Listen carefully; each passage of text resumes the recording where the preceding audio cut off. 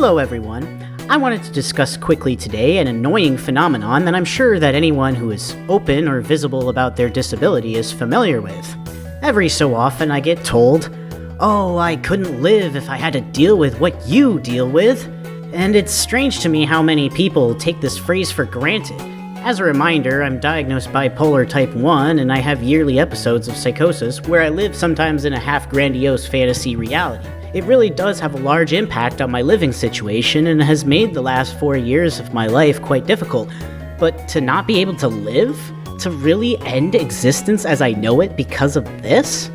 While it still is a weird and rude thing to say, at least I can somewhat understand why an able-bodied person might say something like this to someone with a visibly impactful disability, such as a blind person or a person in a wheelchair. They directly see a person struggling and can't imagine a world without functions that they take for granted being suddenly gone, like sight, hearing, touch, or walking. Honestly, it's hard for me to imagine too. But to not exist over it? That's strange to me. Is having delusions and hallucinations and all the other weird little stuff really something that I would rather not exist over? Is it that alien to have disturbances in my experiences?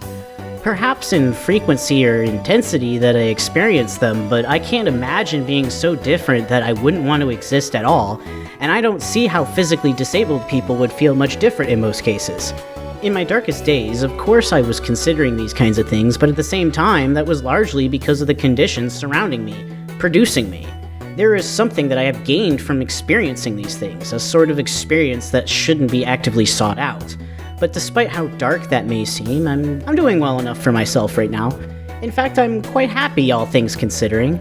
It's true that I deal with intense mood cycles, delusions, hallucinations, all sorts of weird experiences, but I make it work. In fact, I would wager a lot of people with more visible disabilities would agree with me that life with a disability is workable, just a challenge. Some days are worse than others. It's an extremely strong statement to say that someone would rather not exist at all because the end of existence is so much more than the end of suffering, but also the end of futures.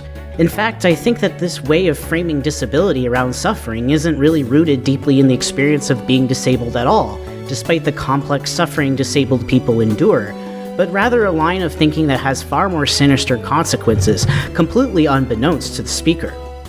Something that frustrates me about living as a person who deals with my condition throughout the year, sometimes requiring serious daily commitment that requires discipline to navigate, is that the nature of the discourse that surrounds a condition like bipolar or schizophrenia, as well as many other disabilities, is one that assigns value to the life of the individual. In order to justify a disabled existence to many people, we need to counter the negative value culturally assigned to disabilities. A kind of negative value produced not just by casually sharing misinformation and assumptions, but even people who understand our issues very intimately assign this negative perception based on how it impacts our lives, their lives, or introduces limitations into both.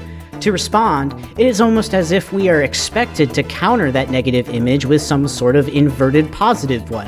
For example, the imagined scenario constructed by focusing on the interesting aspects that a disability produces, the kind that is reflected in the inaccurate media trope of the supercrip, or by showing how our unique disability is rather a different ability, where our bodies can have value extracted in other ways, such as the celebration of the extraction of the labor of autistic workers, or even showing off how their bodies can be extracted despite their limitations, as with disabled hustle culture online. We have to prove that we are good disabled people.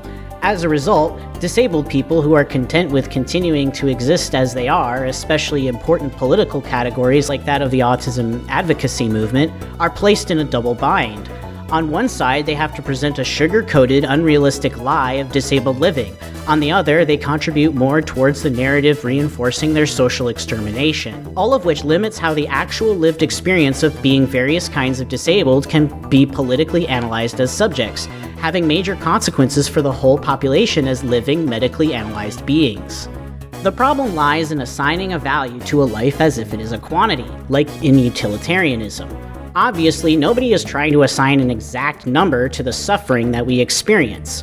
However, utilitarianism requires us to develop a model for expressing how suffering or pleasure can be differentiated across objects in order to calculate ethical decisions.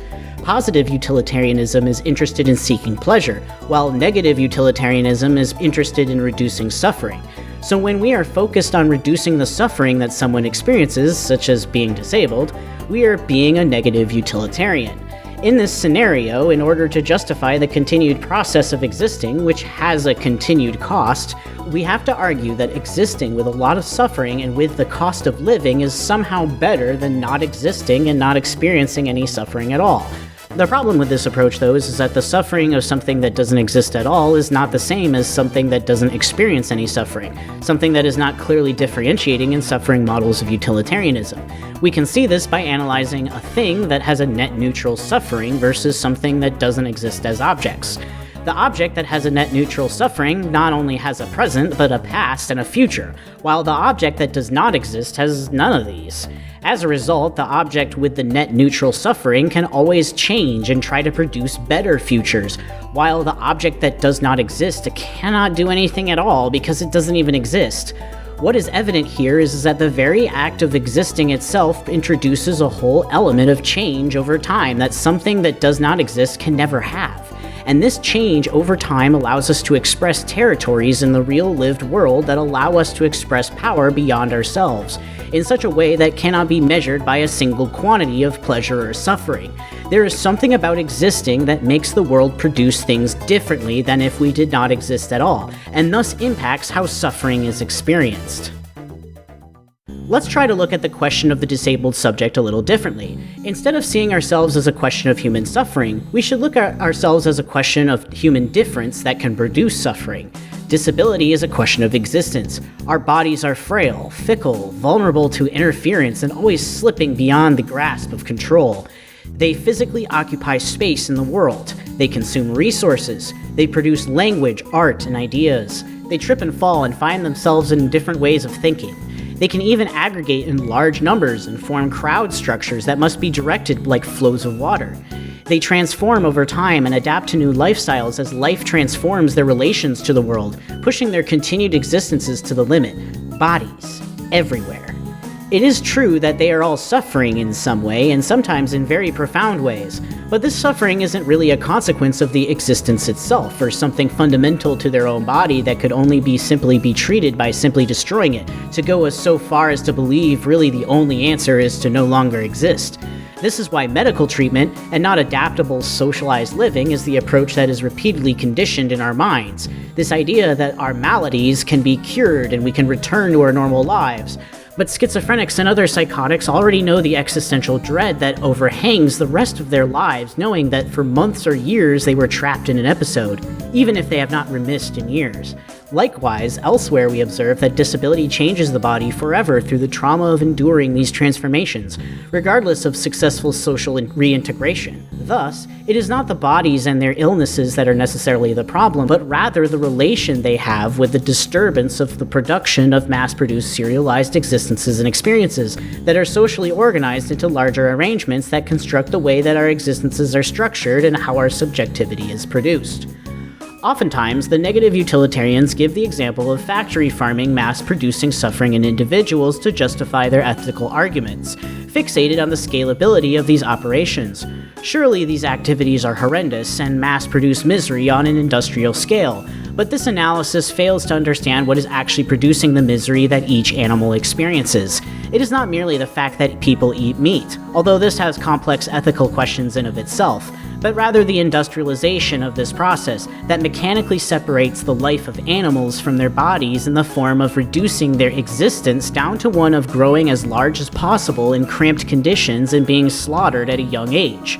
The entire process tries to make sure that each livestock animal takes up the least amount of territory in space and time, while maximizing its caloric content and girth that can be extracted by humans and other domestic animals. It is this deliberate transformation of a living being's existential territory from something that forages in the Asian jungles to something that exists for less than 60 days that experiences nothing other than itself among tens of thousands of near clones of their nearly exploding bodies under one roof. It is a significant existential terror that negative utilitarians have no means of conceptualizing, measuring, or even effectively challenging, as they can only comprehend the suffering and pleasure of individuals, instead of the mass production of misery by social machines that limits their ability to even imagine new futures through trying to approach the limit of the most reduced existence possible. And not only does this existential reduction impact the trillions of specimens of livestock, but it is also a threat that is infiltrating every aspect of human life, from our relationship to the workplace and money to that of media and the world of ideas. For me, I believe that existence itself must play an important role in the question of asking whether or not our lives are worth living. To me, with livestock and factory farms, it isn't that their lives are full of suffering that really makes everything so hopeless, but rather the compression of their existential footprint down to the smallest space that can allow them to produce the meat on their bodies for our later consumption. The reduction of the inside world into a singularity to extract as much of the outside production as possible, approaching a limit between existence and non-existence. It isn't the amount of suffering that is experienced that is truly horrifying, but the amount that their existence has been reduced to almost nothing while still having to exist, and the extremely limited capabilities that they have for hoping for better futures. Likewise, with disability, able-bodied people aren't so much fearing the suffering a disabled person goes through, but rather the reduction, the territory surrounding their existence. Accessibility limitations reduce literal physical access to territories an able-bodied person takes for granted. The difference between the shrinking of this existential territory from the complete destruction of its existence should be obvious. The shrinking of territory continues to impose its effects on the outside world around it, and so acts as a vector for change and new possibilities that are continually being squeezed further by exploitative systems. With regards to my own experience with disability, it is not so simple that the new world constructed around my experiences and limitations gives me access to new worlds that I can extract positive value from to make my life better. This obsession with extracting the surplus value from existential territorial changes is a capitalist mindset that does not really fully explore the range of possibilities that exist outside of the production of capitalist subjectivity. Rather, it produces a new set of relations to existence that are wired deeply down to the core of the lived body, that forces one to reconsider how to execute everyday basic activities that otherwise operate as enslaved automations. Some days my illness is extremely difficult to manage, and I have to rely on very careful management to control its symptoms so that I don't completely break out in an unfortunate place, or perhaps a social disconnect I failed to identify causing my life to spiral out of control, such as in the case of paranoid delusions. It is not that my illness produces some kind of new wisdom that can be extracted to somehow make my life or other lives better, but rather a new relation to existence entirely, and importantly, a new way to find new hope for the world and build new futures. It is often mistaken that disabled people have a limited capacity to create new futures, especially in the wider schemes of society, but this is the furthest thing from the case. The first giveaway of this failed assumption is how fascinated media is with the disabled body as a subject, especially within horror media or representing villains. Presenting disabled people as monsters in media seems to highlight not that disabled people cannot produce meaningful futures, but rather that the futures they produce are a threat to the hegemony of organized society. The reason why these kinds of villains seem to be something that is almost possible to sympathize with is because they reflect on the reader or viewer, almost in a taunting way, that their bodies are transforming too and they aren't very far removed from the disabled villain and his motivations. But with one fell swoop of the keyboard, the writers inject an explosive act of cruel violence targeting civilians to push the reader as far as possible from wanting to engage with those possible disabled futures, and reinforcing their distance from them. Likewise, it seems that people are afraid of the futures that disabled people actualize in real life as well, because access to their ability to construct new futures is always readily rejected, dismissed, or pushed to the side. There is intense scrutiny over who is allowed to access financial benefits or certain accommodations for the disabled, and even so, the resources given are not even the bare minimum to live independently, often with tight financial restrictions. Attempts to access benefits can be seen as signs of hostility or potentially fraudulent behavior. Living as a disabled person means in most cases foregoing the ability to access any real sense of independence because of the lack of access to employment, accessible technologies, or the social resources necessary to regain that independence, as well as foregoing privacy for having to declare their illness every time they need some level of assistance, and thus the process to clip their futures is largely socially constructed. What disabled futures can actually produce instead are possibilities for hope. This is demonstrated clearly in the case of, now pardon my pronunciation, but Jean-Dominique Bauby, a French journalist who was paralyzed from a sudden stroke with a case of locked-in syndrome. This condition, where a patient is completely unable to move but is still fully conscious and aware, evokes a strong fearful reaction from the imagination, where one becomes truly a prisoner in their own body. To many, they would consider suicide at this point. However, Bauby was able to write a memoir titled The Diving Bell and the Butterfly in this state due to him having the ability to blink his left eye and slightly move his head.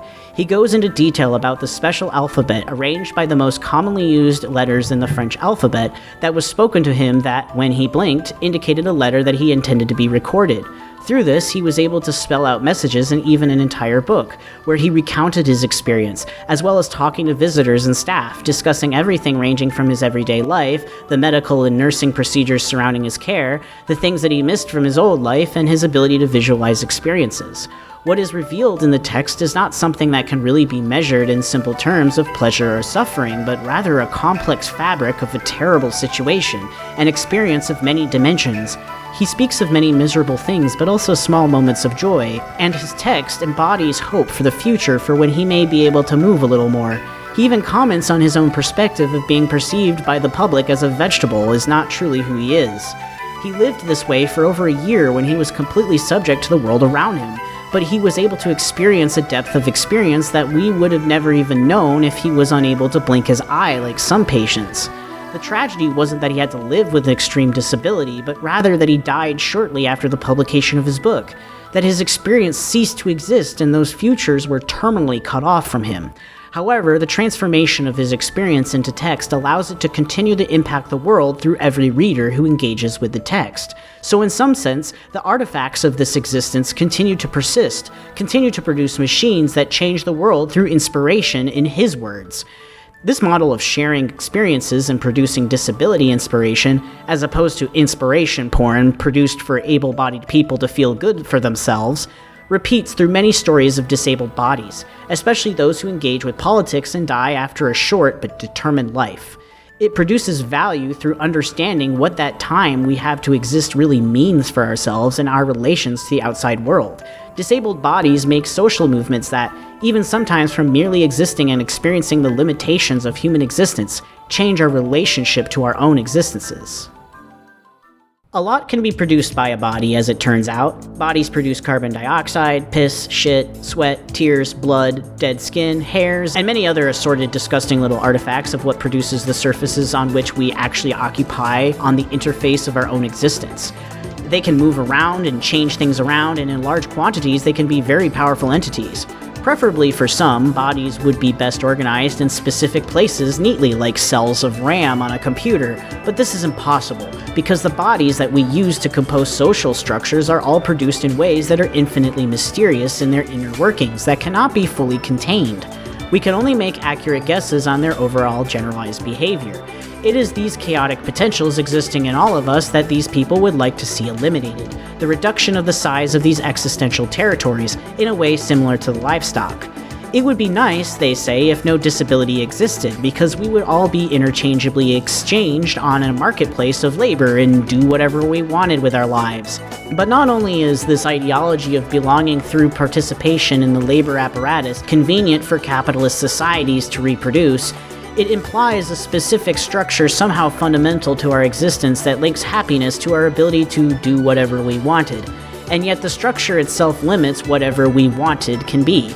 Perhaps as a madman, I just simply want to be myself, to come to terms with the changes in my body, but being myself interferes with the image of what doing can be, because it is not something that can be interfaced with larger apparatuses of industrial production. The difference between non-existence and fighting for a better possible future through the struggle of existence is that even in the most tiny of movements, change is possible. Transformation occurs and a better world may come into view, one that may even perhaps separate disability from its relations to production and work. This may come in the form of stabilizing treatment, the return of some functionality, but it may also come with a newfound perspective on life, or a discovery on a new way of being. This potential is found even for people who are currently unborn. One of the existential complications of the free right to abortion is how prenatal testing for disabilities such as Down syndrome can lead to extremely high abortion rates and the effective extinction of these people in some societies, such as Iceland, where almost all babies with Down syndrome are aborted. This leads to further political complications surrounding reproductive rights because of the way that these children can be pivoted towards reinforcing narratives of valuing all life to oppress women's bodies.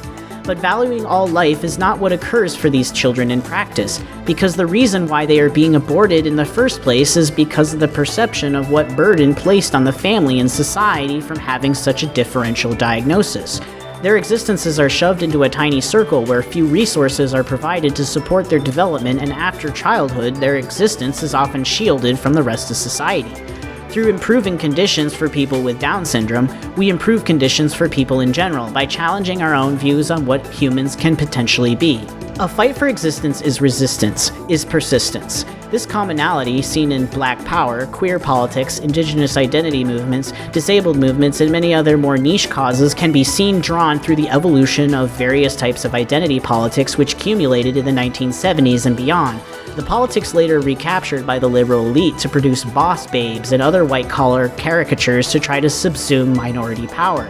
It is essential to continue to exist for our lives to continue to have power, and identity is a means to bind that existence onto something that could be enunciated in the political discourse at large.